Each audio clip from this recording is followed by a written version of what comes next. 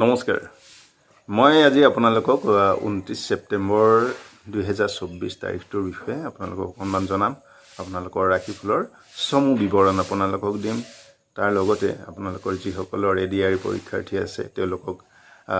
কি কালাৰৰ মানে কি ৰঙৰ কাপোৰ পিন্ধি গ'লে তেওঁলোকৰ জীৱনত শুভ ফল আহিব সেইখিনিও মই জনাই দিম একেলগে তো প্ৰথমতে ৰাশিফলটো জনাই দিছোঁ 29 ছেপ্টেম্বৰৰ ৰাশিফলটো জনাই দিছোঁ তো মেঘ ৰাশিৰ জাতক জাতিকাসকলে নতুন কাপোৰ পাব তেওঁলোকে নতুন কাপোৰ পিন্ধিবলৈ পাব তো বেয়া নহয় বাৰু নতুন কাপোৰ পিন্ধা মানে এটা ভাল পৰিৱেশ তো সেইটো ভালেই পাব আৰু বৃষ ৰাশিৰ জাতক জাতিকাসকলে ৰাজহুৱাভাৱে সন্মান পাব ৰাজহুৱা সন্মানেই নহওক কিয় মুঠতে তেওঁ আনৰ পৰা সন্মান পোৱাৰ যোগ আছে সন্মান পাব তো মিথুন ৰাশিৰ জাতক জাতিকাসকলে বিপৰীত লিংগৰ প্ৰতি এটা আকৰ্ষণ বাঢ়িব বা বিপৰীত লিংগৰ সঁহাৰি এটা তেওঁ পাব তো সেইফালে তেওঁলোকৰ কাৰণে বেয়া নহয় কৰ্কট ৰাশিৰ জাতক জাতিকাসকলৰ কাৰণে বৰ এটা শুভ নহয় স্বাস্থ্যজনিত সমস্যা আহিব পাৰে গতিকে সেই ক্ষেত্ৰত অকণমান নিজেও খেয়াল ৰাখিব লাগিব সিংহ ৰাশিৰ জাতক জাতিকাসকলে যিকোনো ধৰণৰ ফাংচন উৎসৱত যোগদান কৰিব পাৰিব বা তেনেকুৱা ধৰণৰ কাৰ্যক্ৰমৰ লগত জড়িত হ'ব গতিকে সেইফালে তেওঁলোকৰ শুভ নহয় কন্যা ৰাশিৰ জাতক জাতিকাসকলৰ নিজৰ ঘৰতে শুভ কাৰ্য অনুষ্ঠিত হ'ব পাৰে মাংগলিক কৰ্ম অনুষ্ঠিত হ'ব পাৰে তেওঁ নিজে কোনোবা মাংগলিক কৰ্মত অংশগ্ৰহণো কৰিব পাৰে তো সেইফালেদি বেয়া নহয় তুলা ৰাশিৰ জাতক জাতিকাসকলৰ কাৰণে নতুন কৰ্ম আৰু নতুন কৰ্মৰ তেওঁলোকে আঁচনি পাব নতুন কৰ্মত যোগদান কৰাৰ সুবিধা পাব ঠিক তেনেকুৱা ধৰণৰ নতুন কৰ্মৰ ফালৰ পৰা তেওঁলোকলৈ কিবা তেনেকুৱা ধৰণৰ যোগাযোগ আহিব পাৰে সেইটো ঠিক আছে বৃশ্চিক ৰাশিৰ জাতক জাতিকাসকলৰ কাৰণে কিন্তু বৰ এটা শুভ নহয় তেওঁলোকৰ যিকোনো কামৰ ক্ষেত্ৰত অলপ বেমেজালি আহিব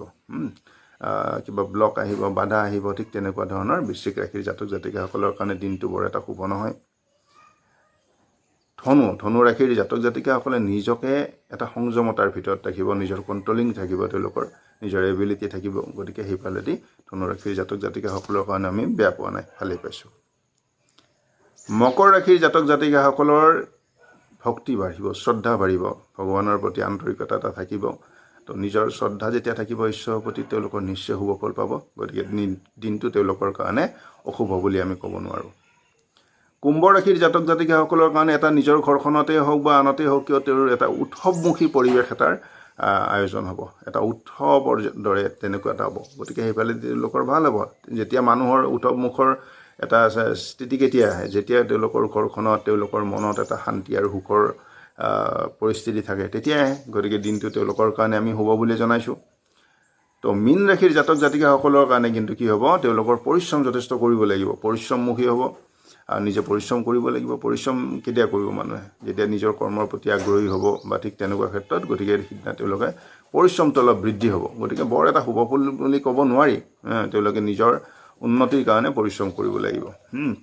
তো এতিয়া মই আপোনালোকক জনাম যে এই ৰাশিবিলাকৰ ৰাশি অনুযায়ী কি ৰঙৰ বা কি কালাৰৰ কাপোৰ পিন্ধি গ'লে তেওঁৰ পৰীক্ষা হওক বা দিনটোৰ কাৰণে শুভ হ'ব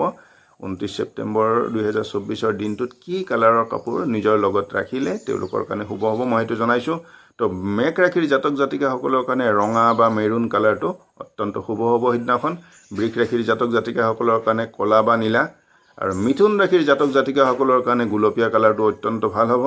কৰ্কট ৰাশিৰ জাতক জাতিকাৰ কাৰণে গেৰুৱা বা সোণোৱালী কাপোৰ পিন্ধিলে বা লগত ৰাখিলে তেনেকুৱা তেওঁলোকৰ উন্নতি হোৱাটো স্বাভাৱিক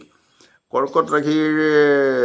জাতক জাতিকা মই ক'লোঁ গেৰুৱা বা সোণালী তো সিংহ ৰাশিৰ জাতক জাতিকাসকলৰ কাৰণে ক'লা বা নীলা কালাৰটো বৰ উত্তম হ'ব কন্যা ৰাশিৰ জাতক জাতিকাসকলৰ কাৰণে আপোনাৰ নীলা বা বগা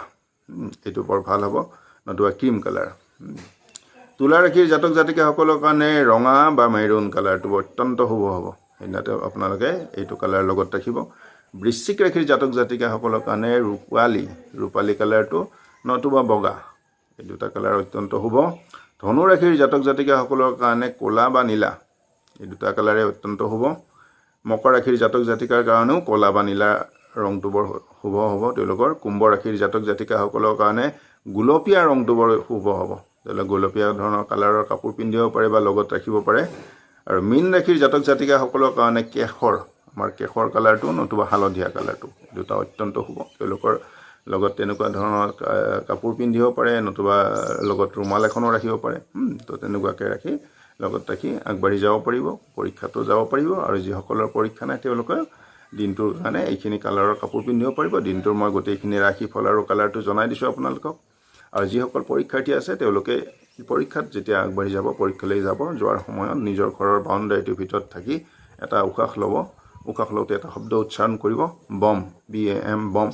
বম উচ্চাৰণ কৰিলে উশাহটো ল'লে, বমটো কওঁতে উশাহটো ল'লে। আৰু যেতিয়া ৰাস্তাত খোজ দিব, খোজ দিয়াৰ সোঁ ভৰিখন প্ৰথমে পেলাব ৰাস্তাত, সোঁ ভৰিখন পেলোৱাৰ সময়ত উশাহটো এৰি দিব।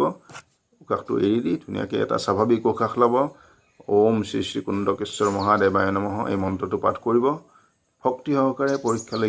ওলাই যাব। নিশ্চয় আপোনালোকে শুভ ফল পাব। তো আজিলৈ ইমানেই, ধন্যবাদ।